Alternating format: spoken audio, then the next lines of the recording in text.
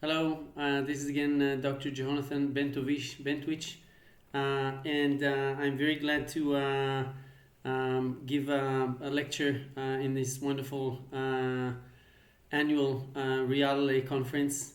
And what I want to present to you today, this is the New Gods Physics book, which I wrote and was just published in the USA. In the US, it's been published by iUniverse.com, and it's called God's Physics, a New Scientific Paradigm for the 21st Century. And there's also some newspaper articles that came out. This is in Yediot about the book and about the revolution that it's creating in science. And so but I wrote this book for the general public. By the way, for Jews and Gentiles, I think that this book is very, very important because, and it's very relevant for obviously for Geula. And what I want to talk to you about is about this new revolution in science, what this new paradigm says, and it's quite amazing. There's actually some chapters in the book that speak about the fact that there is a convergence, just as in Chitetu Chavotam Leitim, in the Nevuah, in the prophecy about the Geula, and about the convergence of science and Hasidic thought. This appears in the book, but let me walk you through so that you understand what a great revolution this is in science, and what this tells us as Jews, as Hasidim. And so I just want to begin by stating the obvious, that science has reached a dead end. That is the old paradigm of relativity theory, which Einstein's relativity theory, which talks about the macroscopic universe, and quantum mechanics, which speaks about the microscopic subatomic realm. These two models of 20th century physics, of the old paradigm, they seem to collide. They don't agree with each other. So that's a major problem for science. Einstein started working on this problem 100 years ago. And he was asked actually one time, what would he wish for the fate of his relativity theory to be in 100 years? Does he think that it would be true forever? It would stand forever? And Einstein, being very humble, Einstein obviously a Jew, he has the Pashtuta de Moshe. He has this spark of Moshe Rabbeinu, Raya Mehemna, which is leading in Nasiado, the Rebbi Melech HaMashiach, is leading Am Yisrael, the Jewish people, and the world towards Geula. And so he had this, Einstein also, as any Jew, has this spark, this element of Moshe Rabbeinu. He was humble, not as Moshe Rabbeinu, but he was humble. And when he was asked, what does he wish for the fate of relativity theory to be in 100 years, he said, I don't think that relativity theory would stand forever. I just hope that relativity theory would become a special case within a broader understanding. And one of the things that I say in the lectures and in the book as well is that science evolves. Science has to expand its understanding, and science right now is reaching the point where it's converging really with Hasidic thought, which I'll talk about briefly. So Einstein's relativity theory about the macroscopic universe, quantum mechanics about the microscopic universe, these are part of the old paradigm. The old paradigm, I call it material causality.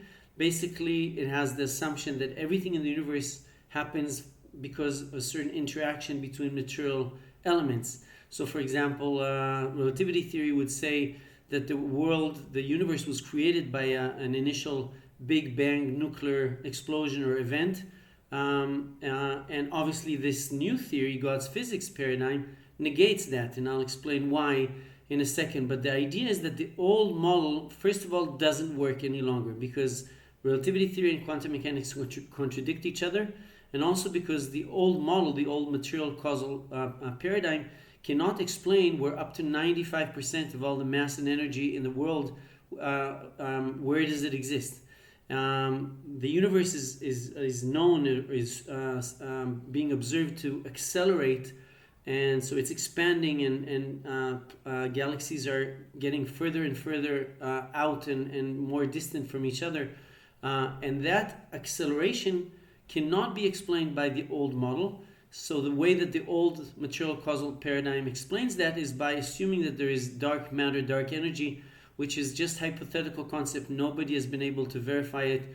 And this is reminiscent of what happened in Einstein's time, where Einstein essentially, also there was the ether concept that science thought perfuses or exists in space, and nobody could detect it. And then Einstein, in his genius, said, we'll discard it. If it cannot be observed, then let's cancel it. And then he developed relativity theory. And what's happening in God's physics, new paradigm for the 21st century, is very similar. So essentially, what this God's physics new paradigm is saying is, listen, first of all, dark matter, dark energy doesn't exist because we can't observe it. So we have to expand our understanding. The major discovery of God's physics, and that's why not by Ashgacha Pratit, by providence, the name of this theory, initially I called it the computational unified field theory, after Einstein's visionary quest for a unifying field theory that would resolve this problem between relativity theory and quantum mechanics. Some say that even on his deathbed he was scribbling equations, trying to find that one equation that would integrate relativity theory and quantum mechanics and would actually integrate the four basic physical features of space-time, energy, and mass, which I'll talk about in a second. So the major discovery of God's physics paradigm, which is quite amazing, and it's converging with Jewish thought, Jewish and Hasidic thought, is the fact that we have this singular, higher ordered, what I call universal consciousness principle or reality. This universal consciousness or computational principle, in Hasidic terms, in religious terms, we obviously recognize that this is the power of the Shem. But this higher ordered universal consciousness reality is producing Ratzo v'shuv. It's producing every billionth of a billionth of a billionth of a second. It's producing the whole universe as one reality, as one picture, one three-dimensional picture. And so that's creation and then dissolution. Then the whole universe dissolves back into this UCP or universal consciousness principle or reality. So in between, and then again another frame, another universal frame.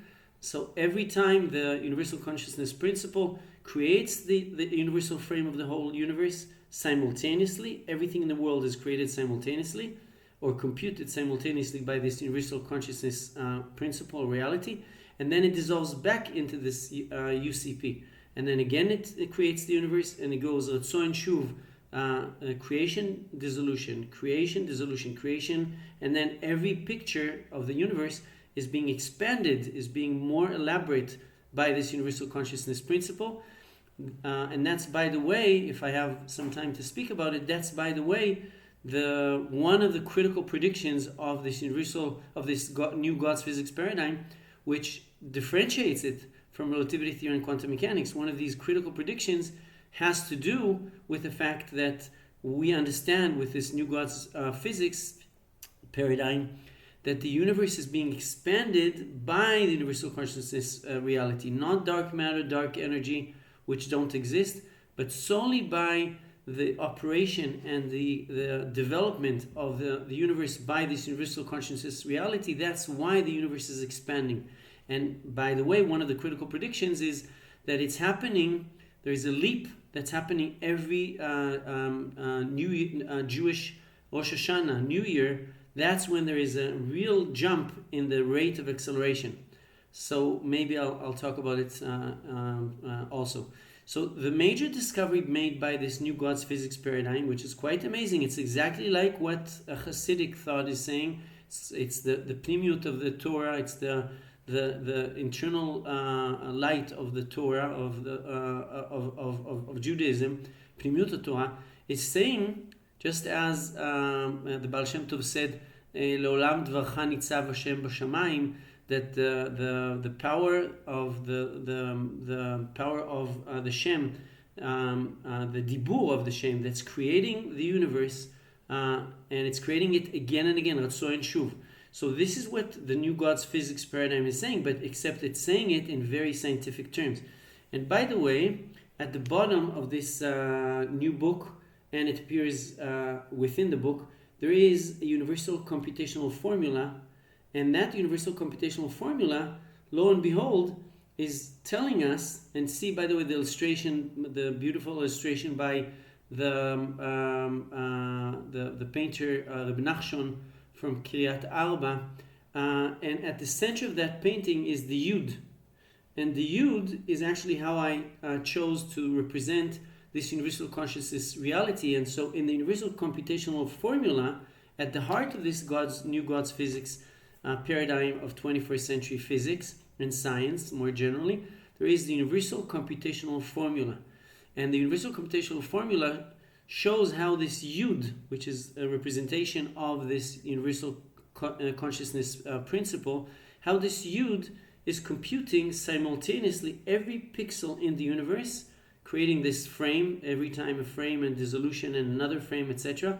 So it's computing all the pixels, all the points in the frame, all the elements, all the atoms and the molecules and our bodies and trees and planets and plants and everything in the universe is being computed by this universal consciousness reality many billions of times per second, and it's also integrating for the first time this universal computational formula.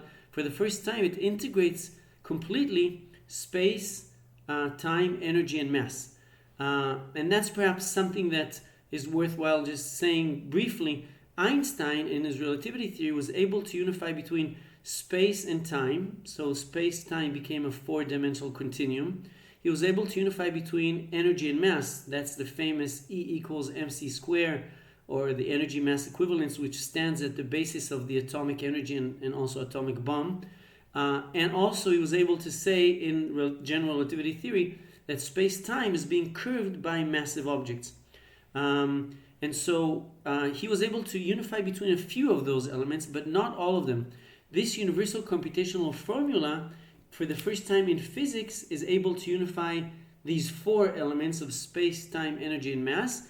I don't have the length here to elaborate, but essentially, universal computational principle computes for every point the degree to which it's changing between one frame and another. That gives us in different ways the space, energy, time, and mass. Okay?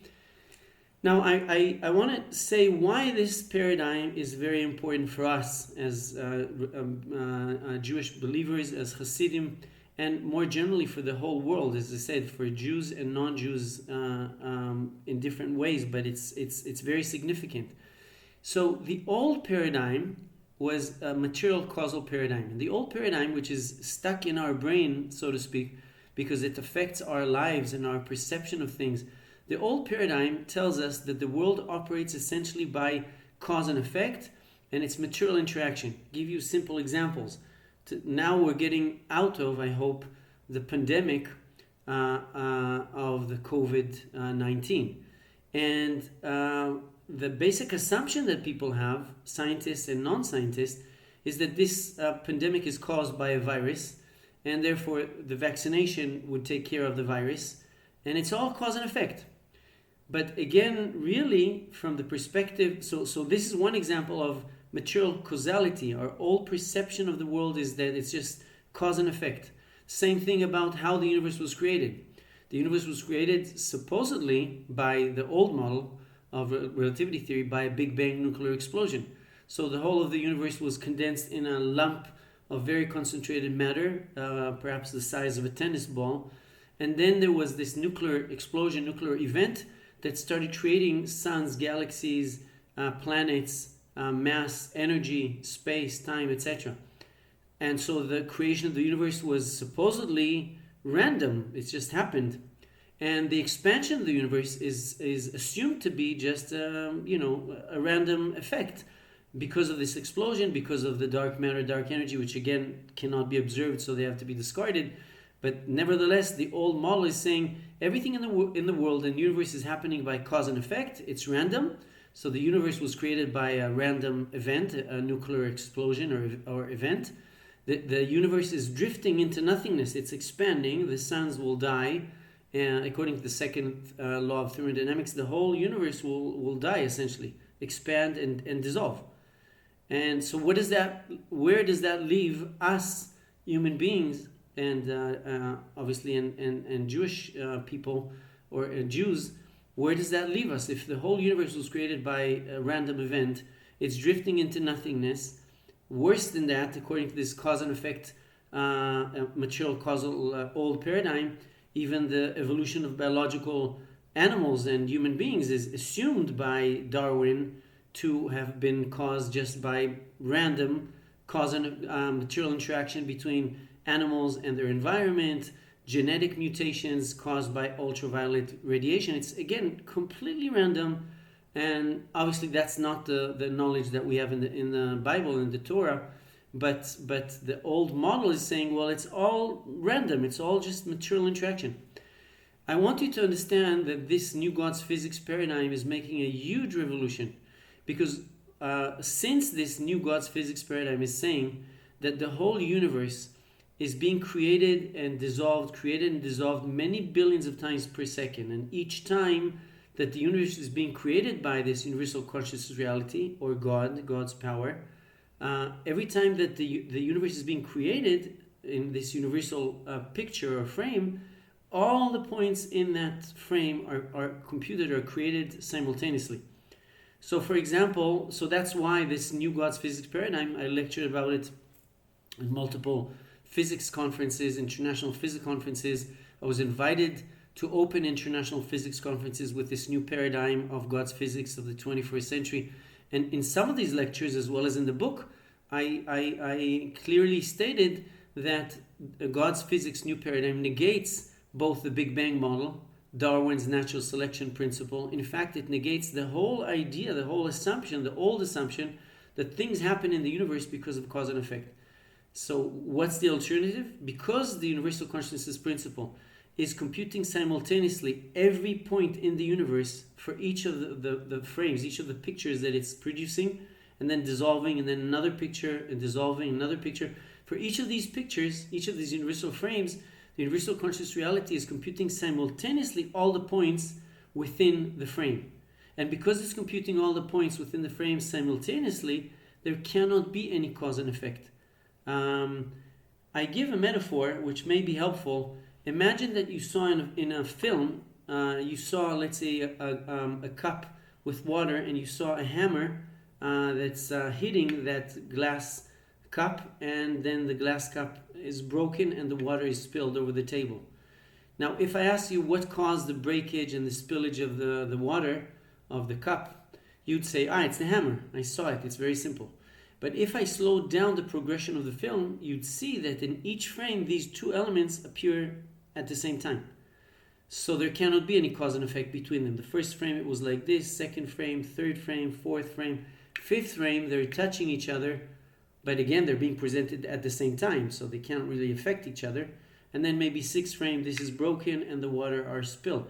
So when you analyze it, you see this is just a metaphor for this new God's physics paradigm, that there cannot be any cause and effect, neither within any of these frames, because again, the hammer and the glass jar are being presented simultaneously. Even when they're touching, they're being presented simultaneously. So not one thing can affect the other. Hammer can't affect the glass jar because they're both being presented at the same time. So lo and behold, when we understand or start understanding the new God's physics paradigm, we start realizing the God's physics paradigm is also called an acausal computation paradigm, which means there is no causality, no material cause and effect possible. The UCP, the director of the film, in the example of the film, has arranged the pictures to appear in such a way that the proximity, the closeness between these two objects seem to get closer and closer. The director of the film arranged the pictures in such a way, and that's what gives us the impression that there is a cause and effect, but really there's no cause and effect. Just the director has organized the frames in a certain way. So that's a metaphor for God's physics new paradigm, which essentially says, really what's happening is only the universal conscious reality, God's power, is creating the universe and arranging the frames, arranging the universe. Each time a picture of the universe appears, it's arranging the frames, the pictures, or the evolution of the universe to seem to evolve in a certain way. But the Big Bang is negated, because whether it's in the first frame, second frame, third frame, there's no cause and effect, not within the frame, because they're all presented simultaneously, and obviously not between the frames, because the whole universe dissolves back into this universal conscious reality between any two frames. So there cannot be any cause and effect. So this is quite amazing. We start realizing that the universe is not a solid phenomena. It's not a solid reality. The universe is dependent, just as Admor Zaken is saying in Shar Yichud Ve'emunah, is saying that the Shem has to create the universe all the time, and if those diburim, those sayings by the Shem, Asara Ma'amarot, the world was created in Asara Ma'amarot, in 10 sayings, so to speak, of the Shem. If that, and obviously the different changes that can occur between the letters of the Jewish alphabet. So if the Shem would withdraw that element, that Ma'amarot, the world would dissolve. In the new paradigm of God's physics, it's very similar. The universe has to be sustained all the time by the power of the Shem, which is creating all the time, simultaneously, every universal picture, withdrawing it back into the Shem, and so forth and so on. So we start realizing that the universe is evolved. First, it doesn't exist as a solid entity. Bereshit bara Hashem et hashamayim ve'et haaretz. Obviously, the Shem created the world. There is a world that exists, but it really exists, and that's part of what Chassidut and Geula is taking us.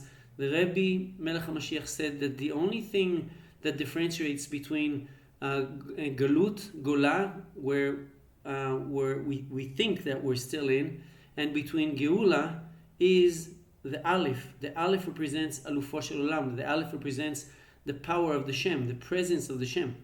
And so in Geula, where the universe is now transitioning into, with this new God's physics paradigm, is also in science pointing at this movement towards Geula.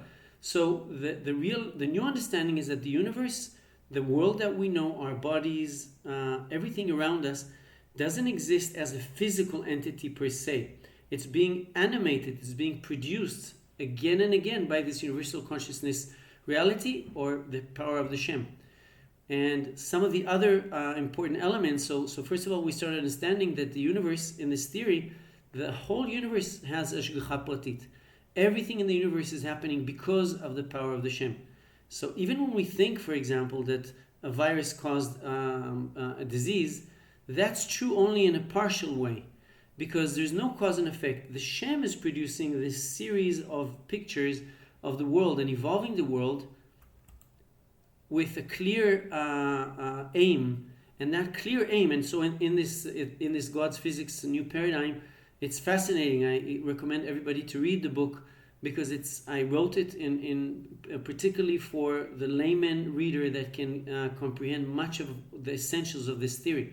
So this theory is saying that the Shem, or the universal conscious reality, is evolving the universe from inanimate, domem, animate, plants, animals, human beings, and towards Geula. The whole progression of the universe is not just by random cause and effect. No, from the beginning till the predestined goal, till the ultimate goal, the Shem is evolving the universe through an expansion of this consciousness.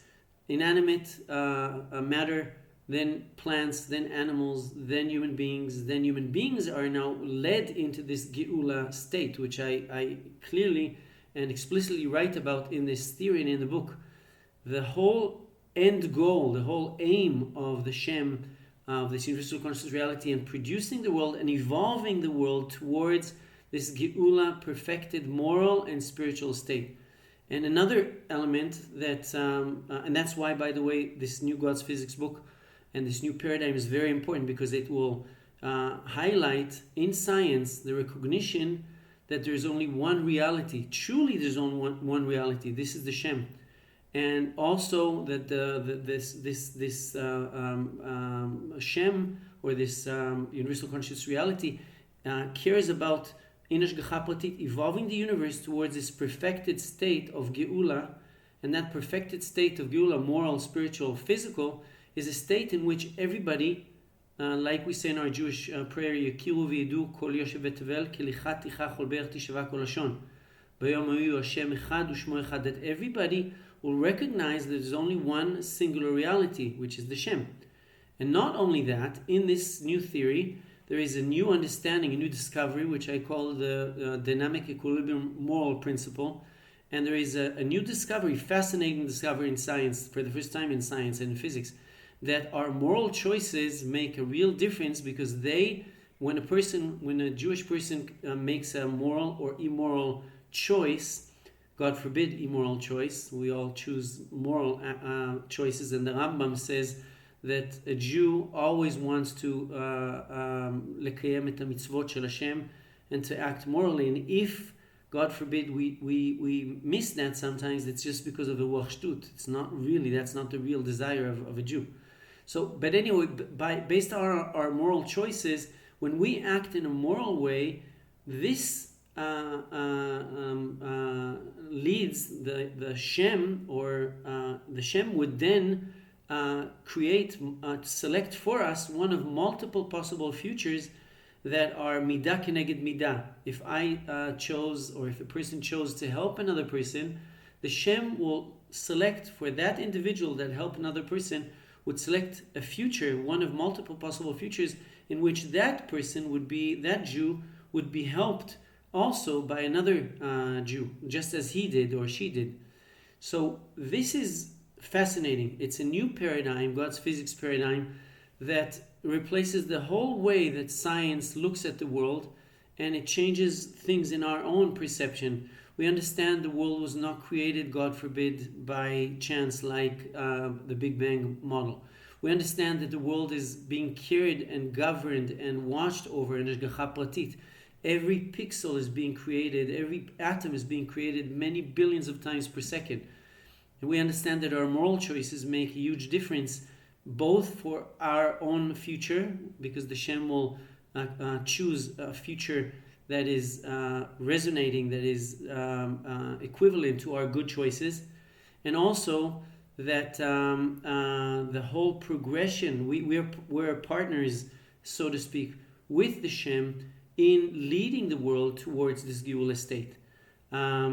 Perhaps I will just complete this talk by something that converges with what the Admor Zaken says in the Tanya, the Tanya Akdisha, which is that one of the ways that a Jewish person can develop yirah and ahava, reverence and love towards the Shem, is by looking at the Gadlut Hashem, at the infinite power and wisdom of the Shem.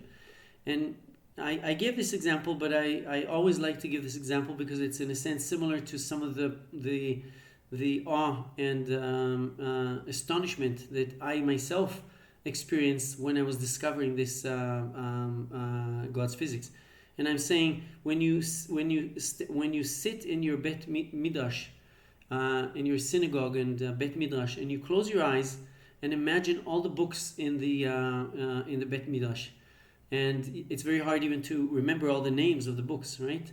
And then if I asked you to imagine all the letters in the books in the Bet Midrash or synagogue, it would be impossible. And so we understand that for us Jewish individuals or Jews, for us even to imagine, just to imagine the names of the books, much less so all the letters of the books in just a big holy Bet Midrash, is impossible. Now imagine that the Shem has to remember, sustain, and evolve every pixel in the universe many, many billions of times per second. That's incomprehensible. And not just to remember, sustain, and evolve, because our beard is growing, a baby is evolving, etc. Trees and plants are growing. So the Shem has to remember, sustain, and evolve simultaneously all the universe, all the atoms, all the human beings, all the animals, so many billions times per second, and he has to remember and select the right future for each individual based on their moral choices. And this whole thing is also moving harmoniously towards this Geula state. And let's finish with what the Rebbi Melech HaMashiach said. And obviously the RYAL Annual Conferences, which do a wonderful job, they're in memory of the Rebbi's brother, who was a mathematician and scientist. And the Rebbi says that all we have to do is open our eyes and see. And part of that opening our eyes and seeing Geula is realizing that Aleph, the Alufo Shel Olam, the power of the Shem, is with us all the time. And a day will come, not too far in the future, that the same way that you stop today any person in the world and ask them, what is your body made of? What is the world made of? And a person would say, oh, it's made of atoms. And if I would push them a little bit and ask them, how do you know that your body is made up of atoms? How do you know that the wall is made up of atoms? The person would say, well, I didn't see it myself, but I know that scientists have discovered that. Okay, that's fine, but imagine a world, this is happening as we speak with God's physics book and this whole new understanding. Imagine a world that a Jewish person and also a non-Jewish person would look at the world, and because they know that science has proven, I don't have the length here to talk about some of the ways that this theory is being proven, and my call for scientists, physicists, astronomers to verify this, some of the predictions of this theory, including the expansion of the universe on Jewish Rosh Hashanah New Year. But it's happening as we speak. There are already initial verifications, and Be'ezrat Hashem, God willing, this will become common knowledge. Imagine a situation in a year, 2 years, 5 years, 10 years, that all the scientists in the world, and by that time all the people in the world, would know that really when you look at anything, any material object, including our bodies, anything that you look at is not material. It's not comprised of atoms. It's comprised of this yud that's creating, dissolving, creating, evolving, that's taking care of in Hashgacha Pratit of everything in the world. So then a person would look and say, well, the world is not material. The world is the creation of the Shem. It's really a manifestation of the Shem. Everything is a manifestation of the Shem. That's why we have to treat each other in a moral way. That's why in the time of Geula there cannot be any war. There has to be peace. There has to be harmony. There has to be a reverence, yirah ve'ahava k'lapei Hashem. So again, it's a pleasure to be with you today. And I encourage everybody to take a look at this new God's Physics book, which I wrote especially by iUniverse.com, which I wrote especially for the general public, the layman reader. And we live in very exciting times, time of Geula. Thank you very much.